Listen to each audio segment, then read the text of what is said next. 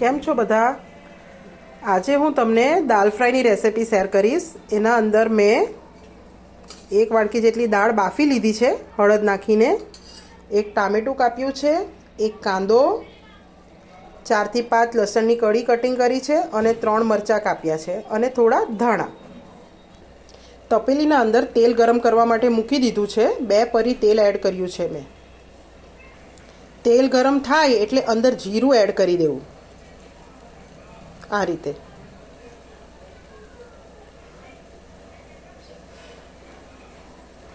જીરું થોડું light brown કલરનું થાય ને એટલે અંદર લસણ એડ કરી દેવી.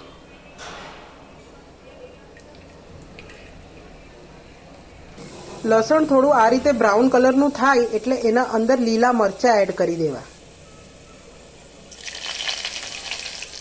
હિંગ એડ કરી દેવી. પછી એના અંદર કાંદો એડ કરવો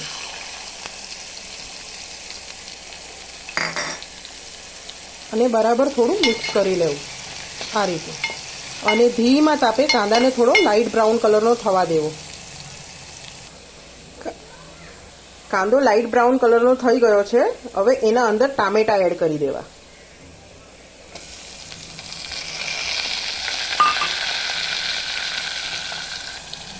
હળદર નાખવી, લાલ મરચાંની ભૂકી, ધાણા જીરું, ગરમ મસાલો, મસાલા બધા બરાબર મિક્સ કરી લેવા. મસાલા બધા બરાબર મિક્સ કરીને પછી એને ધીમા તાપે ઢાંકણ ઢાંકીને ટામેટુંને બરાબર વરાળથી અંદર ચડવા દેવું. ટામેટા થોડા મિક્સ થઈ ગયા છે. આ રીતે થોડા એને બરાબર મિક્સ કરી લેવા અને પછી એના અંદર દાળ એડ કરી દેવી. તુવેરની દાળ એના અંદર એડ કરી દેવી.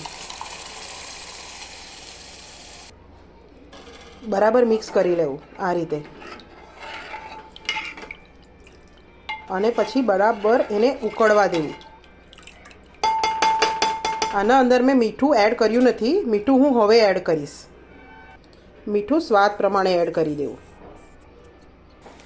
દાળ બનીને રેડી થઈ ગઈ છે અને દાળ બરાબર ઉકળી પણ ગઈ છે. ગેસ બંધ કરીને પછી એના અંદર ધાણા એડ કરવા.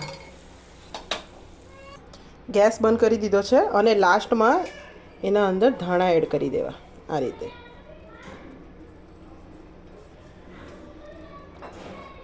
અને બરાબર મિક્સ કરી લેવા. દાલ ફ્રાય બનીને રેડી થઈ ગઈ છે.